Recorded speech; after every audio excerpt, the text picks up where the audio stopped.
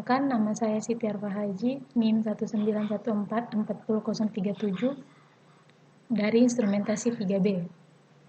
Di sini saya akan menjelaskan 10 poin. Yang pertama, jelaskan sejarah DCS. Yang kedua, mengapa menggunakan DCS.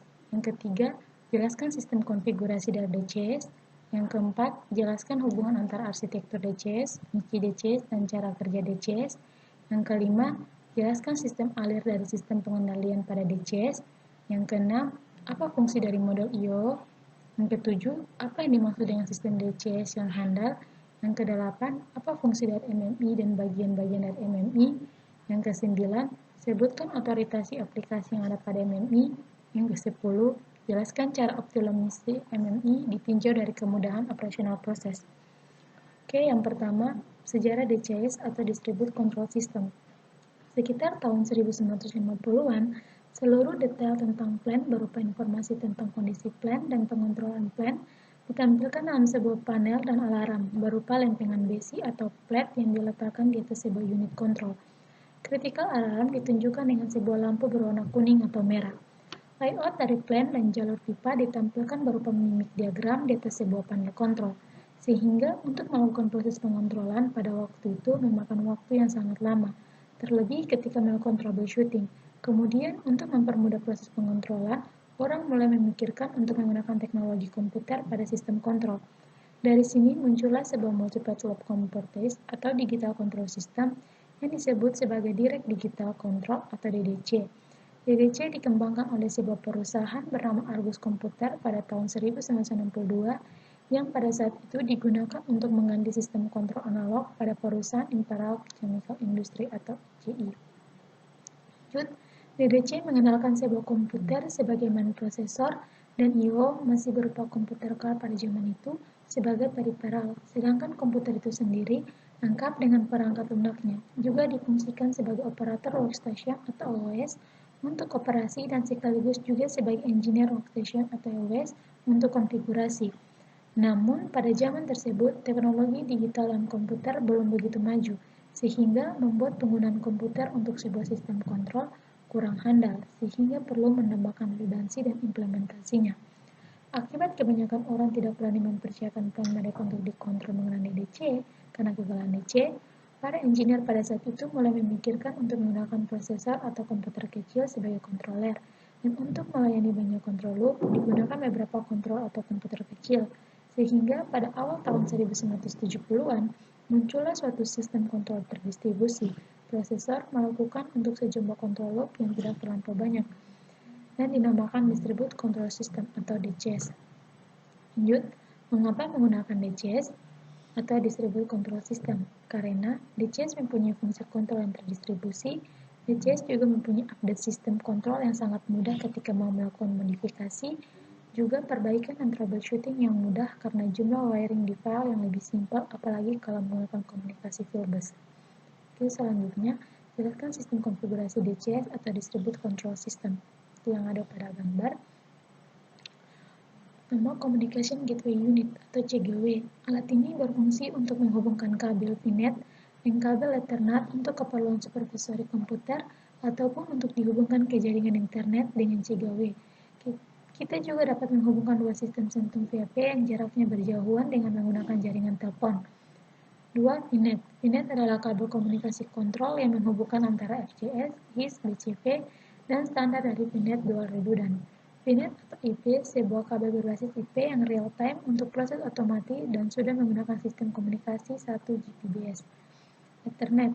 VNet atau IP sama seperti fungsi komunikasi internet dan digunakan sebagai landasan kabel komunikasi di masa mendatang yang fungsinya sama seperti teknologi VNet. Selanjutnya, fieldbus. Foundation fieldbus adalah sebuah komunikasi berbasis digital yang diterapkan pada field instrumen dan nantinya fieldbus akan mengganti sistem konvensional antarmuka. Selanjutnya, engineering PC atau engineering user. Fungsi engineering PC adalah untuk manajemen dan pembayaran sistem. Selanjutnya, operator PC atau of user. Fungsi operator PC adalah sebagai pencatat data variabel pada saat real time, ataupun data sebelum dan juga sebagai fungsi operasional harian sekaligus kontrol seperti proses alarm, indikator, level, dan lainnya. Jelaskan hubungan antara arsitektur DCS, fungsi DCS, dan cara kerja DCS. Arsitektur DCS. DCS memiliki arsitektur yang lengkap dan dibuat untuk sesuai dengan feel dan kebutuhan yang dikontrol dengan sistem utama meliputi yang pertama, controller. Fungsi utama dari DCS adalah sebagai controller untuk mengendalikan proses di lapangan. Yang kedua, I/O dalam DCS adalah modul I/O yang terhubung dengan file instrumen. Modul input yang digunakan untuk mendapatkan nilai data transmitter. Kemudian data akan dikirim ke FCU untuk diolah, kemudian hasilnya akan dikirim ke modul output untuk ditransmisikan ke aktuator. 3. Terminal unit sebagai slot untuk menghubungkan device yang ada di FCS. 4. HMI atau supervisory station berfungsi sebagai silent untuk monitoring dan kontrol, menampilkan informasi proses yang ada di lapangan dalam bentuk GUI. Kelima, engineering station. Ini sebenarnya sama dengan stasiun-stasiun yang lain, yang membenarkan ada pada level otoris saja. Fungsi DCS. DCS berfungsi sebagai alat untuk melakukan kontrol suatu loop system, di mana satu loop bisa terjadi beberapa proses kontrol. Kedua, berfungsi sebagai pengganti alat-alat kontrol manual dan auto yang terpisah-pisah menjadi suatu kesatuan sehingga lebih mudah untuk membawa dan penggunanya. Yang ketiga, sarana pengumpulan data dan pengolah data agar didapat suatu proses yang benar-benar diinginkan. Cara kerja DCS. DCS sebagai suatu sistem kontrol otomatis bekerja berdasarkan prinsip loop tertutup. Berikut ini adalah gambar blok diagram sistem kendali loop tertutup. Pertama, mengumpulkan data yang diterima dari lapangan. Pengumpulan data dilakukan oleh sensor-sensor yang dipasang pada sistem DCS. Sensor adalah bagian dari sistem DCS yang berfungsi untuk mendeteksi kondisi di suatu proses industri seperti temperatur, tekanan, atau pressure, aliran fluida, atau flow dan level. Kedua, mengolah data tersebut menjadi sebuah signal standar. Untuk mengintegrasikan dari berbagai macam peralatan yang ada, dibutuhkan standar signal dalam sistem DCS. Penggunaan sinyal standar ini berkaitan dengan komunikasi antar bagian dalam sistem DCS. Yang ketiga, mengolah data signal standar yang didapat. Langkah selanjutnya adalah melakukan proses pengolahan signal yang sudah standar oleh komponen controller pada DCS. Komponen inilah yang melakukan proses penerimaan signal masukan dari proses produksi yang dikirimkan oleh transmitter. Dalam bentuk signal yang sudah standar, selanjutnya dilakukan proses lebih lanjut untuk mendapatkan hasil proses yang diinginkan atau sesuai dengan set point. Keempat, bila terjadi error atau simpangan data, maka dilakukan koreksi dari data yang didapat guna mencapai nilai standar yang dituju oleh controller, akan melakukan pengecekan terhadap masukan dari proses produksi yang dikirim oleh sensor melalui pada DCS.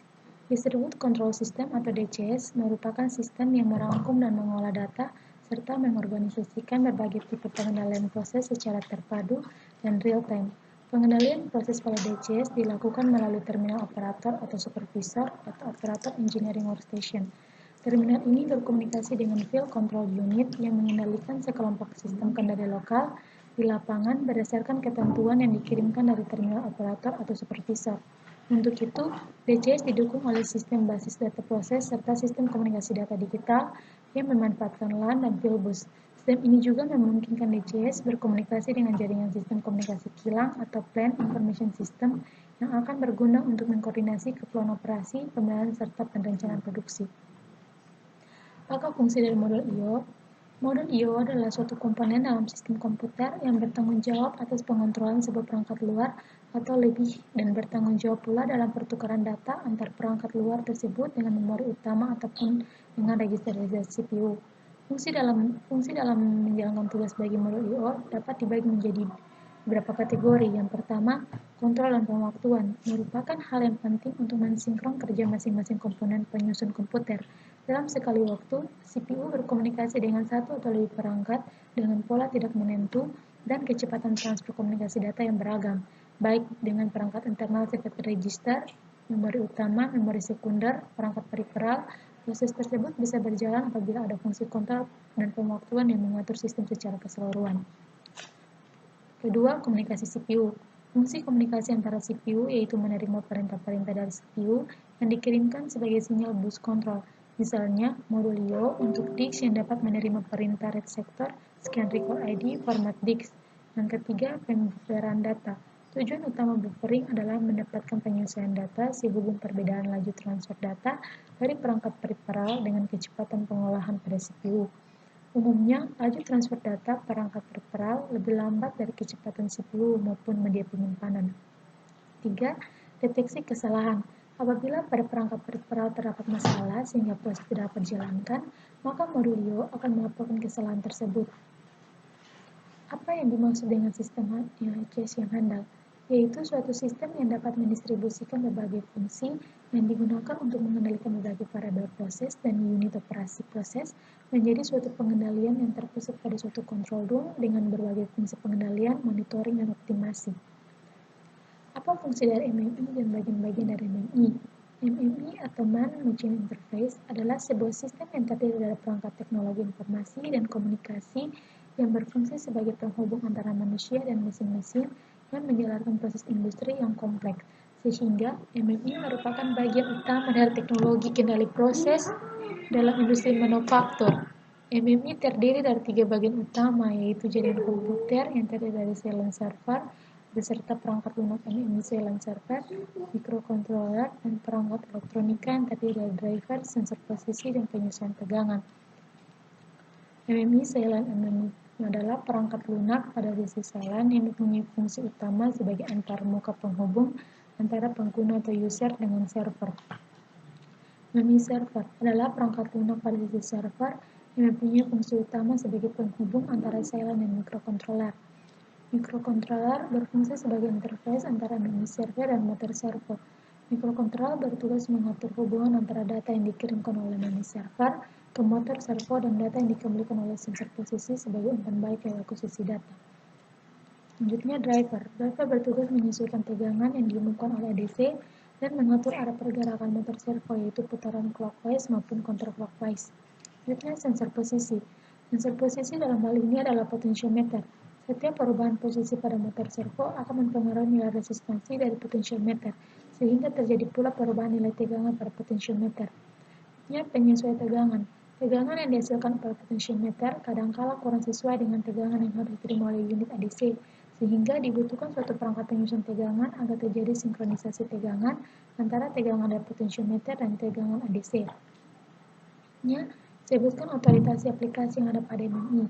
MMI ada dua. Yang pertama, MMI yang digunakan oleh operator.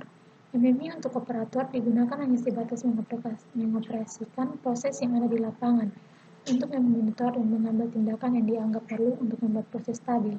Yang kedua, MMI yang digunakan oleh engineer.